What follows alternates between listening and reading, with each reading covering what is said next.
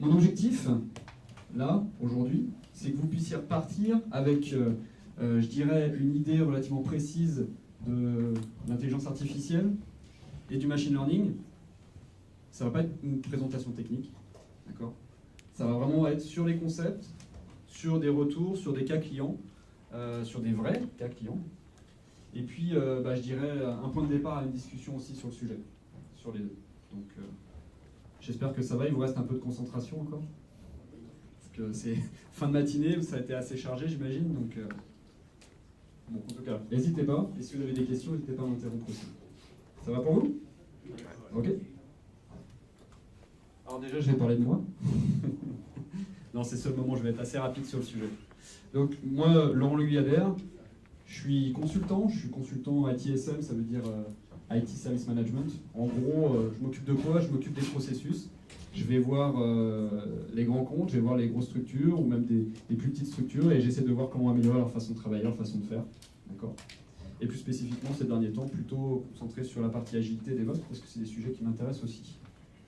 Le côté machine learning et intelligence artificielle, c'est des choses que j'ai pu aborder, ça remonte un petit peu maintenant, mais à différentes instances, surtout vis-à-vis de la gestion de projet. Okay, donc c'est ce qu'on va voir et ce qu'on va voir aussi essentiellement sur la fin. Je vous rajoute une petite phrase que j'aime bien. On parle de... Alors c'est quelque chose qui est très très fortement lié à la culture Microsoft ces derniers temps, qui s'appelle Growth Mindset. S'il y a un livre que j'ai entre guillemets à vous conseiller, c'est un livre qui s'appelle Mindset de Carol Dweck. Qu'est-ce qu'elle a quelque part poussé comme idée? C'est le fait de se dire que il y a des choses qui sont innées, d'accord, mais il y a surtout les choses que vous pouvez apprendre. Et même si vous n'êtes pas expert dans un domaine en particulier, si vous avez envie de découvrir, vous pouvez devenir expert dans ce domaine. Okay. Donc que ce soit vis-à-vis de l'intelligence, que ce soit vis-à-vis d'une personnalité, qu'importe, je dirais, le domaine, si vous avez envie de creuser, vous avez la passion de le faire, vous pouvez le faire. Et elle le prouve en plus. Donc ça, c'est super intéressant et je vous conseille en tout cas de lire ce bouquin. Et puis après le reste, si vous voulez garder contact avec moi, si vous trouvez que ce que je dis est intéressant, n'hésitez pas.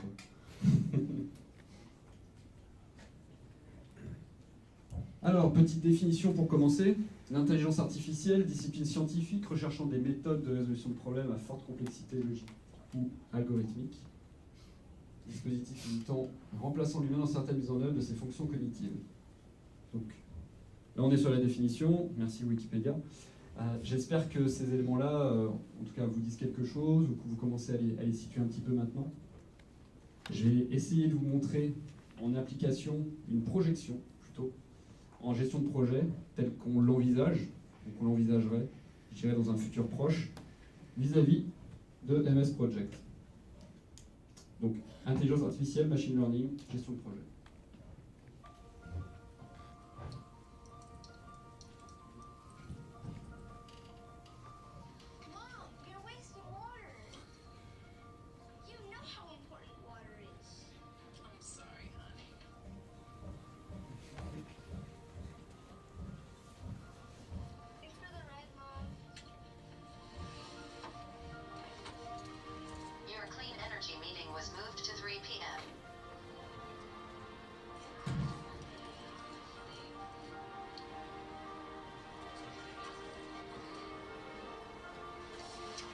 Task, evaluate campus recycling.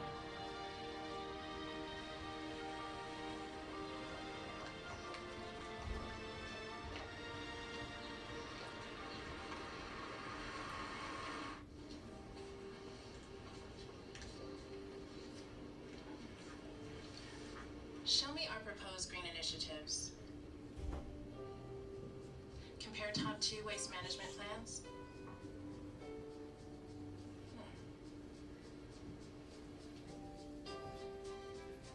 As you can see here, switching to solar is high impact and it's in alignment with our strategy. Now, I'd like to add in a campus recycling project. This will complement our solar initiative, and I'm engaging with teams from around the world.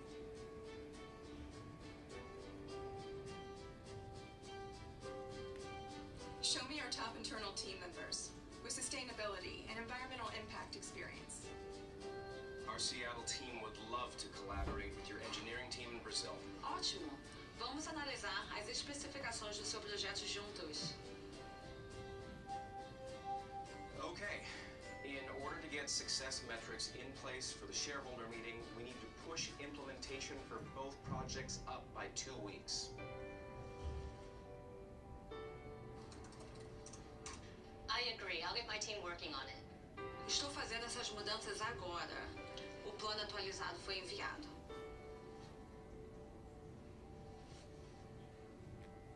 Well, looks like that's going to impact costs by 2%, but we'll still make our deadline. Good job.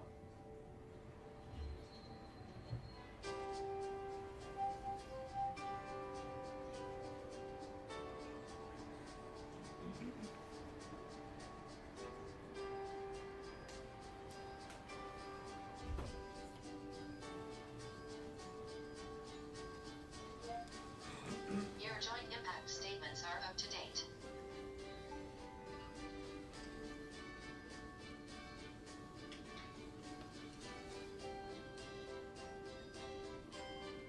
Thank you all for joining me today. I have some excellent news to share regarding our environmental project portfolio. We have significantly reduced energy consumption and gas emissions. Come take a look at this.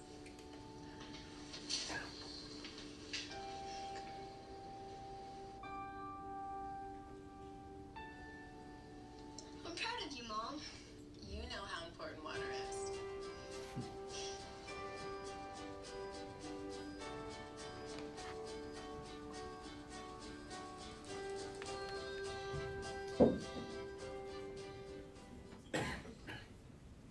Ok, donc si on enlève si on enlève le côté un peu marketing de la vidéo, parce qu'on aime bien faire ça chez Microsoft, les choses qu'on peut retenir, c'est quoi? C'est Skype Translator, par exemple. Je ne sais pas si vous avez remarqué les traductions en temps réel d'un autre langage qui étaient faites. Il y a l'ensemble des éléments qu'on a sur le fait de bouger en temps réel qui est plutôt lié à Power BI, l'ensemble de la partie Cognitive Services qu'on va avoir derrière. Tous ces éléments sont quelque part interconnectés. Là, vous avez un exemple, entre guillemets, d'un futur proche, d'un scénario qui embarque un certain nombre de technologies. Donc il faut essayer de penser justement à toute cette imbrication. Ok ? Alors, si je fais un focus plutôt sur l'intelligence artificielle, et si je rentre plutôt sur le sujet, et je pose la question, même directement, qu'est-ce que l'IA? Alors l'IA, c'est, comme c'est mentionné, faire à des machines des choses qui nécessitent de l'intelligence. Ça, une fois qu'on a dit ça, on a dit une partie des choses. Mais après, on peut essayer de renseigner, de rentrer un petit peu dans ces différents concepts. Donc, si on est plutôt sur la notion de perception, on va essayer d'identifier des scènes, essayer de les faire parler, identifier des images, d'accord, et rentrer dans cette phase de perception pour voir si on a par exemple une forme, est-ce qu'on a par exemple une ombre, dans quel cas c'est une ombre, dans quel cas c'est une forme, comment on va pouvoir rentrer dans ce détail et surtout avoir de l'analyse qui permet de creuser le sujet. Compréhension du langage, là on est plutôt sur l'utilisation, je dirais par rapport à un langage qui va être le plus naturel possible. On parle des bots, on parle d'un ensemble d'éléments qui permettent de plus forcément savoir si on est en face d'un humain ou si on est en face d'une intelligence artificielle. Ok ?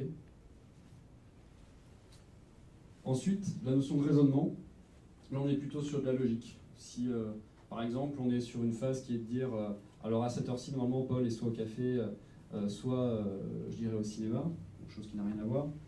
S'il n'est pas au café, effectivement il est au cinéma. C'est le genre de raisonnement logique qu'on peut avoir.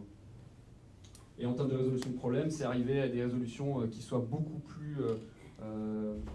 comment je peux dire ça? Essayer d'identifier une partie du problème et de réduire le gap finalement par rapport à la somme de complexité qu'on avait au départ. Et enfin la notion d'apprentissage. Là, la notion d'apprentissage, c'est plutôt se baser sur l'expérience, sur l'historique, l'ensemble des éléments qu'on a pu avoir ou peut-être pu engranger à un certain endroit et pouvoir l'utiliser. D'accord ? Donc, nous, on l'utilise assez souvent, directement, parce qu'on parle de notre mémoire, pour pas réinventer la roue, pour pas retomber dans les mêmes travers. Par contre, en termes d'apprentissage, c'est un point important. Et en termes d'IA, c'est quelque chose qui doit être géré aussi. Ça va sur ces définitions ? Donc là, normalement, vous avez un panel assez exhaustif des différents éléments, des différentes catégories que vous pouvez avoir sur l'intelligence artificielle.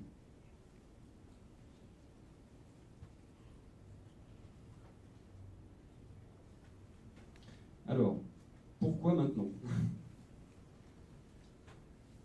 On parle de big data beaucoup, on parle effectivement de explosion de données à disposition, on parle de puissance de calcul dans le cloud juste telle qu'on ne l'a jamais connue jusqu'à maintenant, et d'algorithmes puissants qui permettent aussi, je dirais, d'arriver à des analyses de plus en plus fines.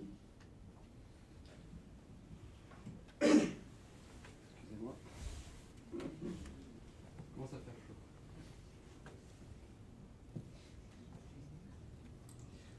Donc tout ça, ça permet de répondre à un certain nombre de défis. En termes de défis, ce que j'ai essayé de vous montrer ici, c'est plutôt les défis qui sont liés à des contextes en particulier, des industries, des secteurs, d'accord? Et ça, c'est des problématiques qu'on retrouve sur un certain nombre d'entreprises. Si je parle plutôt de la notion d'industrie et d'énergie, on a besoin d'avoir cette notion de maintenance prédictive, parce que lorsqu'une panne arrive, à chaque fois, ça coûte de l'argent. Si on ne l'a pas du tout prévu, ça coûte encore plus. Tout ce qui est optimisation des chaînes d'approvisionnement, c'est pareil, et puis l'augmentation de la qualité, c'est la même chose. Donc, on a besoin d'IA. Ce qui a été fait avec Schneider Electric, c'était assurer une alimentation d'énergie continue à travers la surveillance à distance. En gros, être capable de prédire les pannes un maximum, je dirais d'optimiser les circuits aussi énergétiques pour éviter que ça consomme trop, que ça consomme de manière, je dirais, non maîtrisée et surtout non prévisible. Okay, si on parle maintenant de distribution, on essaie de prévoir effectivement la notion de perte. Là, on est plutôt sur des schématiques de vente. Chez Pierre Import, par exemple, ce qui a été fait, c'était essayer d'optimiser, de tirer parti des achats et de prévoir les prochains achats des consommateurs. Okay, donc, arriver avec des campagnes web marketing qui soient prédictives pour savoir exactement ce que veut l'utilisateur, ça peut être aussi une bonne utilisation de l'IA. Et enfin, côté banque finance, on va retrouver plutôt la notion d'analyse de risque, la prévention des fraudes et l'expérience client à 360. Donc, rendre le crédit, par exemple, c'était plutôt des études qui étaient faites par rapport aux PME et rendre le crédit plus abordable et disponible.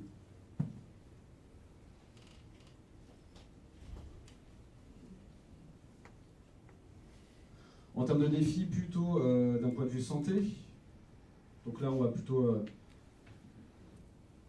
parler d'aider la déficience visuelle, ou aider entre guillemets les aveugles à mieux percevoir ce qui leur entoure. Je vous montrerai ça un peu plus dans le détail tout à l'heure. En termes de santé, comment optimiser les soins.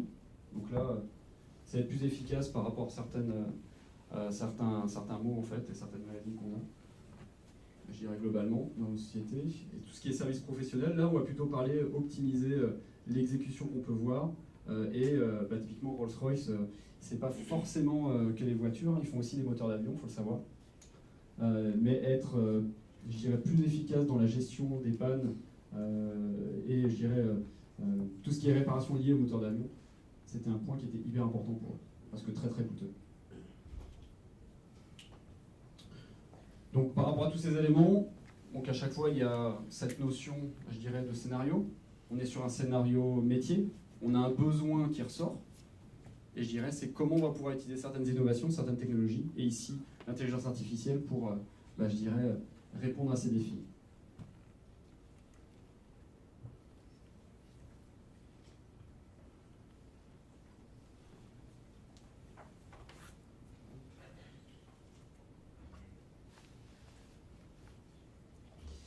Alors, si on parle maintenant du message de Satya sur le sujet, donc Satya Nadella, c'est notre CEO. Ce qu'il propose, quelque part, c'est de démocratiser l'utilisation de l'intelligence artificielle. Il précise que c'est pas forcément quelque chose... c'est quelque chose plutôt qui est donné à tout le monde, et son objectif, c'est quelque part que ça soit un outil qui permette de faire plus, qui permette de réaliser ses ambitions, et qu'elle est quelque part accessible à tous. Il faut bien le comprendre. Lorsqu'on parle de Skype Translator, par exemple, c'est un exemple, mais son objectif, c'est de faire en sorte que l'ensemble des personnes à travers le monde soient capables de se comprendre, de se parler, de se comprendre, et ce en temps réel, sans avoir besoin, effectivement, d'avoir des solutions qui soient trop compliquées à mettre en place. D'accord ? Donc ça, c'est un exemple. l'objectif aussi, c'est de rentrer dans cette phase de, je dirais, éthique autour de ces nouvelles techno et autour de l'intelligence artificielle. Il y a eu un groupement qui a été créé il n'y a pas très très longtemps avec Facebook, Google, IBM autour de l'intelligence artificielle. L'objectif, c'était quelque part rentrer dans cette dynamique d'éthique pour décider de ne pas faire n'importe quoi autour de ces nouvelles innovations. Parce qu'effectivement, ça peut faire peur. Néanmoins, ça peut aussi augmenter les capacités humaines. Et c'est là où ça devient super intéressant. Okay. Ça nous permet aussi de nous attaquer à des défis qui sont des défis sociétaux, des défis environnementaux, d'avoir, je dirais, l'ensemble de ces éléments, de ces innovations à disposition. Donc, il faut en profiter, il faut faire des choix judicieux, d'accord, mais en toute transparence, en toute responsabilité. Donc, je ne vais pas vous faire la phrase de Spider-Man qui vous dit qu'un grand pouvoir implique de grandes responsabilités, mais j'avoue que ça m'est passé par l'esprit. Donc c'est important de le prendre en compte.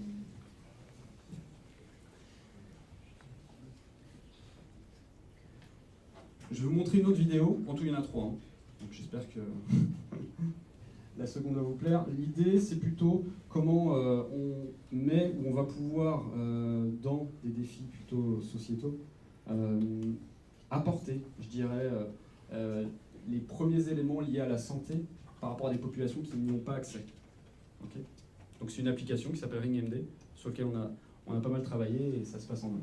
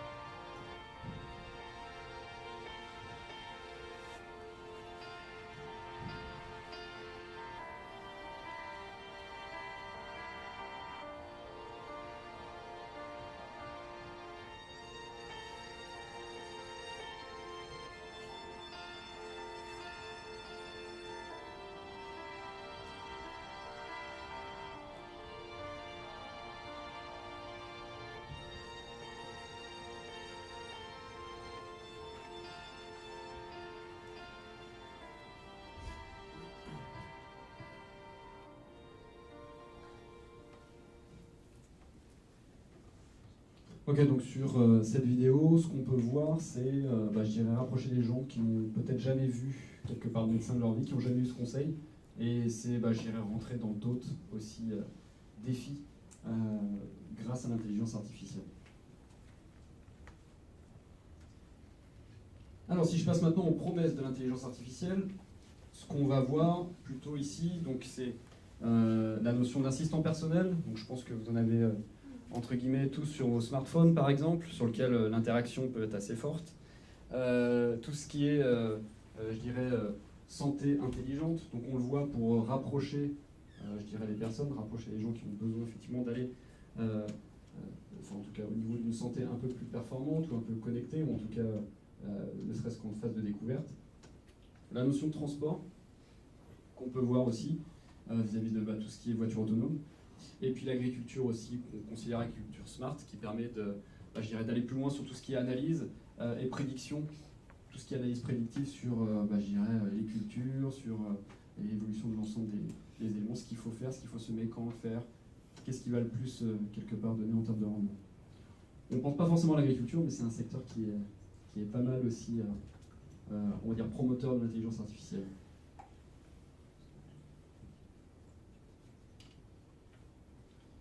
Ok, donc je parlais de démocratiser l'intelligence artificielle. Maintenant, on va plutôt parler du portfolio d'intelligence artificielle chez Microsoft, qui se décompose. Vous avez déjà vu ces slides ou pas? Non? Ok. Donc là, c'est notre portefeuille, je dirais, d'applications, ou plutôt l'approche qu'on a en termes de plateforme. D'un point de vue agent, on a Cortana. Là, on est plutôt orienté sur le consommateur. Donc c'est tout à chacun, n'importe qui en fait, qui va utiliser, qui va avoir besoin d'utiliser l'intelligence artificielle. La notion d'application, on va retrouver Office 365 et puis Dynamics 365. D'accord. Donc là, c'est plutôt le côté applicatif PaaS, okay, sur lequel on va plugger différentes couches. Ensuite, côté service, Cognitive Services, Bot Framework. Là, ici, on va plutôt être quelque chose qui va s'adresser aux développeurs. D'accord. Donc, ces points-là sont. Enfin, en tout cas, je pense que ça pourrait faire écho, je dirais, par rapport à ce que vous allez découvrir ou ce que vous allez faire dans le cadre d'un hackathon. La notion de Cortana Intelligence, qui est effectivement beaucoup plus orientée sur la notion d'infrastructure, la notion d'aller un petit peu plus loin sur l'utilisation de l'intelligence artificielle, et Cognitive Toolkit, qui est l'ensemble des outils sur lesquels on va s'appuyer.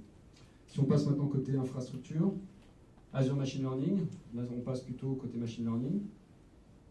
Tout ce qui est Azure N-Series, là c'est le fait d'utiliser d'autres types de machines virtuelles. Alors je sais pas, vous connaissez les N-Series? Non? Okay. Donc là en fait c'est des choses c'est des types de machines virtuelles qui sont sorties il n'y a pas très longtemps à base de GPU NVIDIA et qui permettent d'aller beaucoup plus loin que ce soit dans le calcul, d'accord, ou dans l'interfaçage graphique aussi. Et puis tout ce qui est FPGA.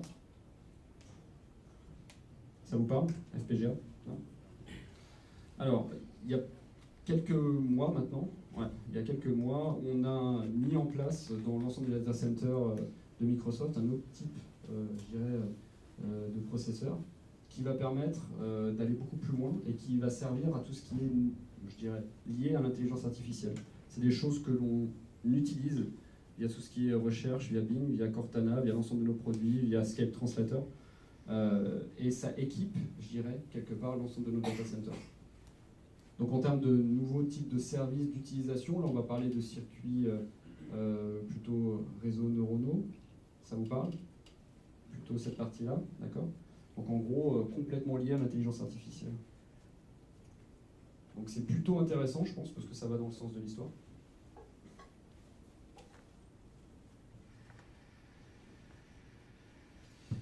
En termes d'application, je vous ai parlé d'Office 365 par exemple, ou Dynamics 365. Maintenant, c'est les surcouches qui sont intéressantes à prendre en compte. Okay. Si je parle d'application, est-ce que vous connaissez SwiftKey? Okay.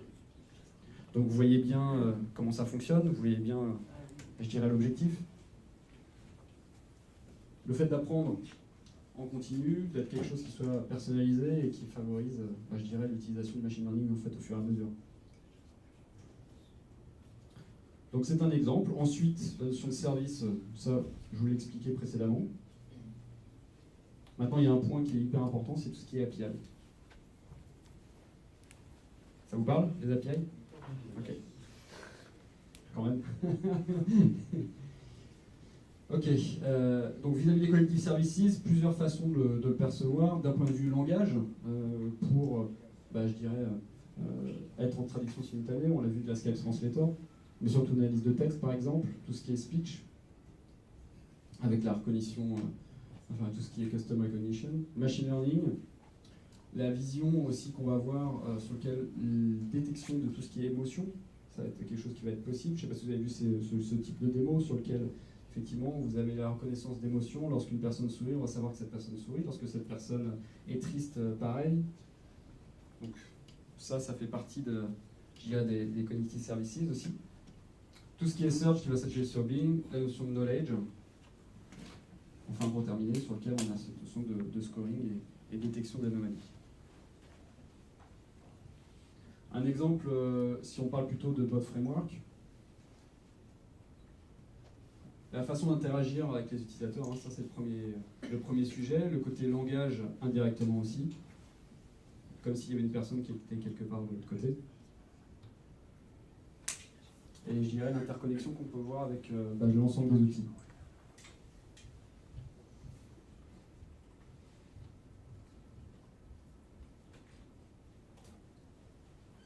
Alors, on parle de nouvelles révolutions, on parle de nouvelles façons de percevoir alors, ces nouveaux usages, mais aussi ces nouvelles technologies. Alors, ça peut faire peur. On parle d'hommes contre la machine.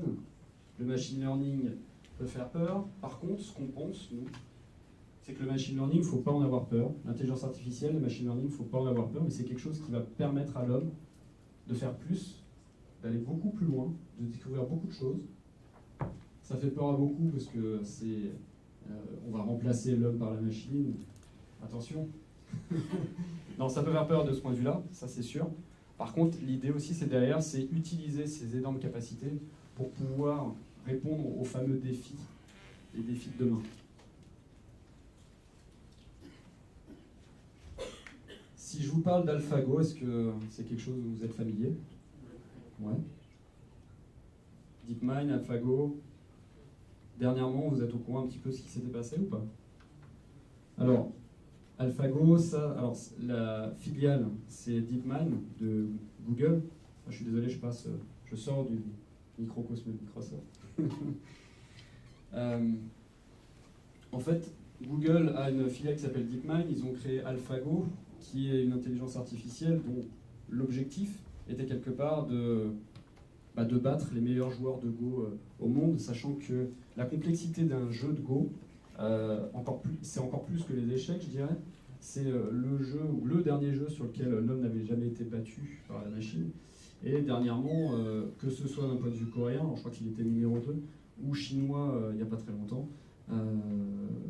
AlphaGo justement a battu entre guillemets ceux qui restaient, si je puis dire.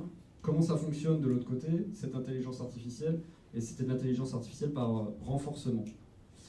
L'apprentissage n'était par renforcement. Ce qui veut dire, derrière là, enfin, quand j'entends ça, c'est le fait de dire que suite à l'ensemble des parties que AlphaGo a pu gagner, il a pu itérer, et puis il a pu aussi jouer contre lui-même pendant un certain nombre de temps. Et donc, il a appris aussi de ses erreurs, et il a continué à apprendre, même en jouant contre lui-même.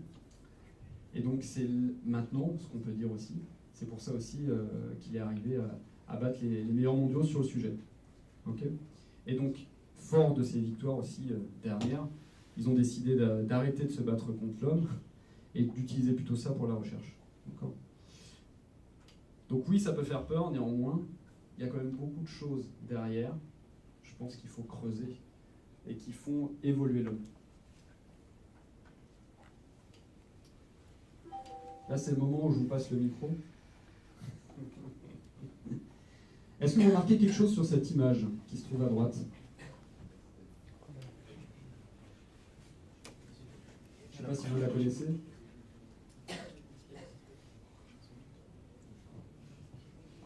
J'ai un indice, mais je ne vous le donne pas tout de suite. Est-ce que vous remarquez quelque chose de spécial, d'étrange Ouais, effectivement.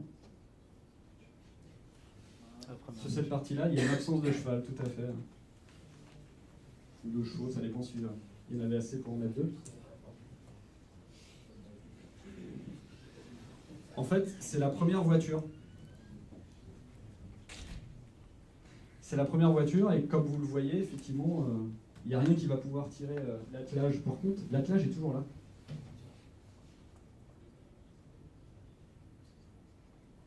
Est-ce qu'à votre avis, la voiture en a besoin? Ça pourrait être une bonne réponse, effectivement, mais non, elle n'en a pas besoin. Elle n'en a pas besoin, et je ne sais pas si vous remarquez aussi, mais il y a une personne qui se trouve ici, en position haute, qui tient le frein. Sans aucune raison, on garde, entre guillemets, cette logique d'être encore en hauteur, comme si on devait, quelque part, j'irais freiner les chevaux. Mais par contre, il n'y a aucune raison. Donc là, vous avez au moins 2 gros éléments qui est de dire on a besoin de se rassurer. L'homme a besoin de se rassurer. Lorsqu'on parle de changement, on parle de peur, mais cette étape, elle est intermédiaire. Là, effectivement, il n'y a pas de chevaux. La personne est en haut, ici, puis il n'y a aucune raison pour laquelle elles sont en hauteur. Ok ? Ça va par rapport à l'idée? L'idée aussi, c'est que les transformations se font à petits pas. Donc là, c'est plutôt, je cite, hein, que je ne vous dise pas, c'est pas moi qui l'ai inventé. C'est Drukpa Rinpoche, donc, j'allais dire prêtre tibétain, qui a eu beaucoup d'écrits sur pas mal de sujets. L'autre, la simplicité et la sophistication suprême. Celui-là, c'est Léonard de Vinci, que vous connaissez peut-être plus. L'idée derrière, c'est d'avoir cette ouverture et je dirais petit à petit changer par phase d'itération.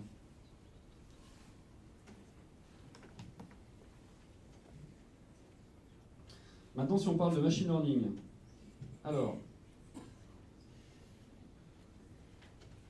le machine learning, ça va permettre de passer par des méthodes et des systèmes qui vont donner aux ordinateurs la capacité d'apprendre.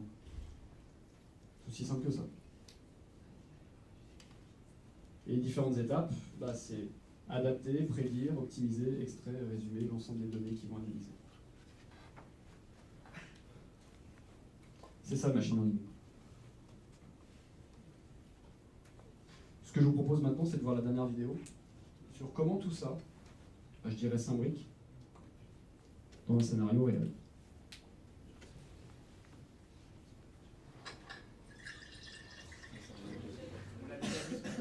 Ah, vous l'avez déjà vu? Bon, super. Donc vous l'avez vu, super.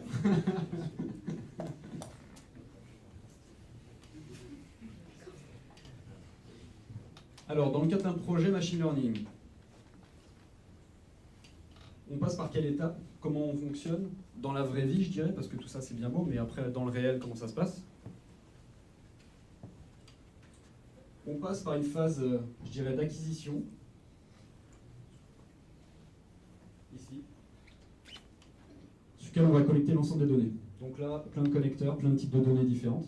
Okay. L'objectif, ça va être d'engranger un maximum de données. Par la suite, c'est comprendre lesquelles sont quelque part disponibles, qu'on peut explorer, qu'on peut creuser, qu'on peut analyser. Et je dirais rentrer dans cette première phase de cleaning. Parce qu'on va commencer à nettoyer les données. Le but, c'est qu'il faut que les données soient pertinentes. Okay. Ensuite, on va augmenter, donc enrichir les données. Donc que ce soit par rapport à d'autres jeux de données, que ce soit par rapport à d'autres historiques qu'on a pu faire. Là, on va plutôt se baser sur notre expérience, se baser sur un certain nombre de choses qu'on a déjà pu faire. Et l'objectif, c'est enrichir. Augmenter et enrichir. Et ensuite, essayer de dériver des modèles. C'est là qu'on va quelque part parler de modèles mathématiques, d'algorithmes, sur lesquels on va pouvoir rentrer dans cette phase de prédiction. Cette phase-là, c'est la phase la plus importante. Lorsqu'on parle de job de data scientist, les 3/4 de son temps va servir à, je dirais, va être sur ces 4 étapes. Il va passer les 3/4 de son temps sur ces 4 étapes. L'objectif, c'est de cleaner un maximum les données, qu'elles soient interprétables facilement pour la suite. La suite, c'est quoi? Une fois qu'on rentre sur la phase d'analyse, ici, rendre compte, je dirais, les besoins business par rapport aux scénarios qui ont été identifiés, et rentrer dans cette phase de visualisation. Là, on va promouvoir les données. On va rentrer dans le détail. On a la partie graphique qui rentre en ligne de compte. Et l'idée, c'est d'identifier, par rapport aux scénarios qui ont été définis, ou alors de trouver d'autres types de scénarios, quel va être un intérêt par rapport au métier. Ok ?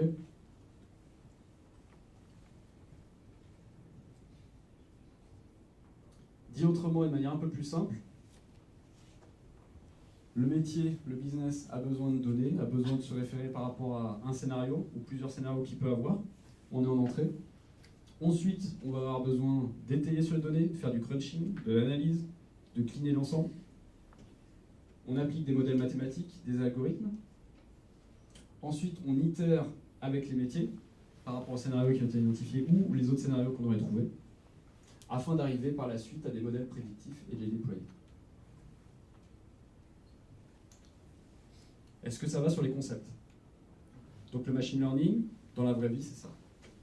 Ce que fait le data scientist, c'est ça.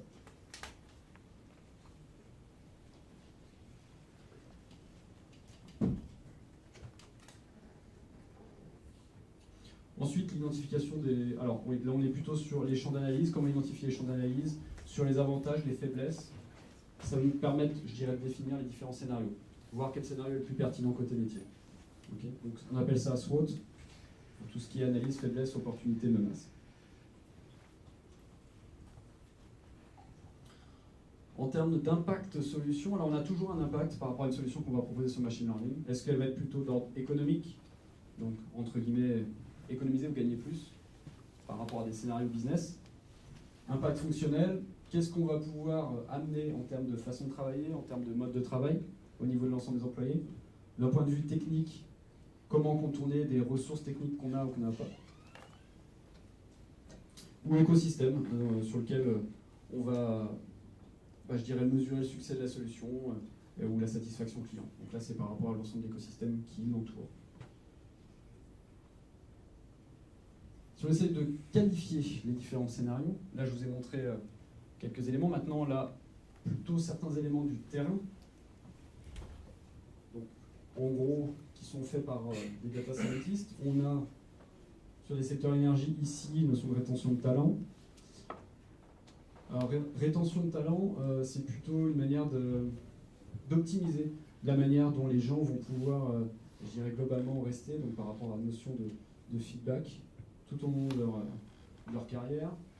Tout ce qui est moteur de recommandation plutôt d'un point de vue bancaire, gestion des risques, côté aéronautique, optimisation des activités projet, ça c'est les éléments qu'on va voir, segmentation client, forecast du nombre de pannes, par exemple, en termes d'aéronautique, c'est assez courant de rentrer dans cette démarche de prédictivité. Néanmoins, l'impact qu'on peut voir, l'impact économique qu'on va retrouver quasiment systématiquement à chaque fois, la notion de marge aussi, puis la volumétrie qui est quelque part mise à disposition. Donc je vais rentrer dans le détail de deux cas. Okay. Sur le premier, on est plutôt côté RH. Donc je me place côté ressources humaines. Et mon objectif, c'est de découvrir, je dirais, quels sont les profils clés à recruter par rapport à quelque chose que je ne connais pas. L'exemple, ici pour l'exemple, c'est le métier de data scientist. Donc en termes de défis, c'est analyser les profils et les compétences sur les réseaux sociaux. Savoir lorsqu'on parle de data scientist, on parle de quoi? Quelles sont les compétences nécessaires, le minimum, les compétences intermédiaires, les compétences clés et les top performers. Okay. D'un point de vue RH, effectivement, c'était un petit peu fondamental, parce que je pense que sinon, ça aurait été compliqué de recruter, je dirais, des bons data scientists. Solution, donc en 4 semaines, de façon itérative, faire une extraction des données des réseaux sociaux, segmenter les profils par rapport à des actes d'analyse qui ont été définis, afin d'avoir une solution par la suite graphique qui permette au RH, je dirais, de s'y retrouver. Ça nous donne quoi? Ça nous donne des scénarios sur lesquels on va pouvoir récupérer des clusters. Des clusters, c'est ni plus ni moins que des regroupements. De ces regroupements, on peut en tirer un certain nombre déjà de choses. Ici, on est plutôt sur les compétences clés qu'on va pouvoir retrouver, en bleu, sur chaque type de profil. Et de cette analyse, en fait, on a, je dirais, par la suite établi, fait du profilage, on parle de profiling ou profilage, par, je dirais, type de data scientist, plutôt orienté recherche et développement ici, plutôt ce qu'on appelle ici hacking developers, citizen data scientist, jusqu'à la fin, effectivement, la notion de wannabe data scientist, sur lequel il reste encore pas mal de choses. Donc ça a permis tout ça en interne de vérifier quelles étaient les compétences nécessaires par rapport aux personnes qui devaient, je dirais, évoluer vers le métier de data scientist, de voir quels étaient les profils importants à recruter, quels pouvaient être les top performers aussi, et puis avoir cette notion de colonne mentionnée par clustering.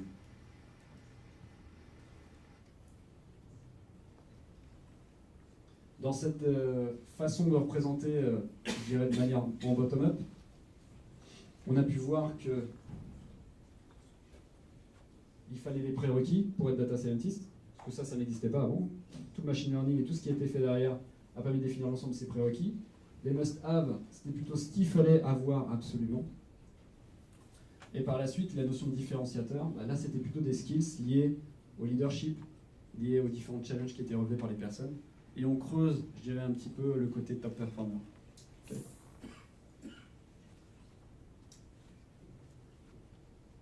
Est-ce que vous avez des questions sur ce premier exemple, peut-être? Est-ce que vous voyez la portée de ce que ça peut avoir? Là, on est juste sur de l'analyse, de l'agrégation de données, de l'analyse qui peut être après ressortir par rapport à un scénario qui était simplement qu'est-ce qu'un data scientist, qu'est-ce que peut faire un data scientist, comment je dois faire évoluer les personnes en interne et quels sont les profils que je dois recruter. On est métier parce que c'est le côté ressources humaines. Maintenant, si on bascule plutôt côté gestion de projet et l'analyse de risque, hop là. L'idée ici, c'était de...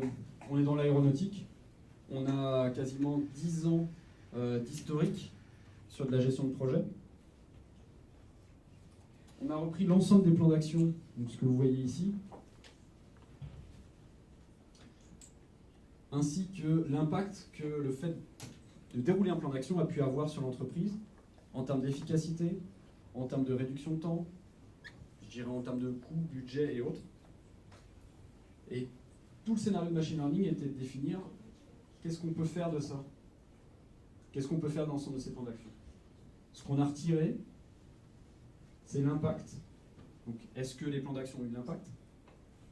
Donc, sachant qu'on parle effectivement de beaucoup de plans d'action. Est-ce que ça a eu un impact?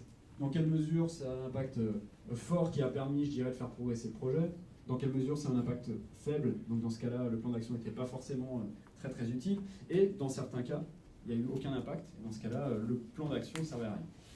Okay, ça va pas de faire quoi? Ça, c'est juste de l'analyse sémantique. On va prendre les mots, on va les analyser, on va voir quel est l'impact, faire une relation, et surtout, je dirais par la suite, définir des patterns en fait. Parce que là, on rentre dans la démarche d'automatisation et des patterns pour optimiser un petit peu, je dirais, l'ensemble des actions de projet. Ça permet de définir peut-être pour certaines équipes, celles qui sont plus efficaces, celles qui ont plus d'impact, celles qui n'ont pas d'impact ou moins d'impact. Et puis, ça favorise aussi un terrain à l'automatisation. Parce qu'on va pouvoir automatiser l'ensemble. Donc, ici, on utilise effectivement une représentation sous ce qu'on appelle Power BI chez nous, via l'analyse sémantique de l'ensemble des mots qui sont mentionnés ici. Il y a plein d'autres choses qu'on ne peut pas voir directement à l'œil nu, parce qu'on est limité à certaines dimensions. Lorsqu'on passe après généralement 2 dimensions, ça devient compliqué d'être quelque part ouvert à tout ce qu'on peut voir en termes d'analyse. Là où le machine learning va permettre de creuser et d'aller beaucoup plus loin. Est-ce que vous avez des questions sur ce cas, plutôt lié au risque projet et comment le machine learning a pu aider à creuser cette notion d'impact et de gestion de risque? N'hésitez pas. Hein. Vous avez faim?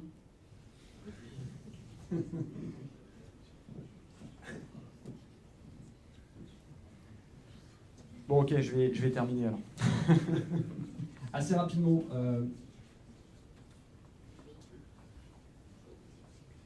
Quelque chose que j'aime bien lorsqu'on parle d'innovation.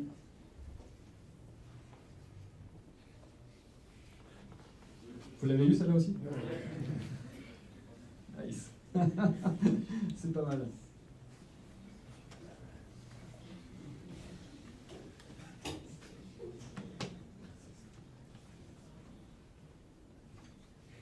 This is the end. Est-ce que vous avez des questions?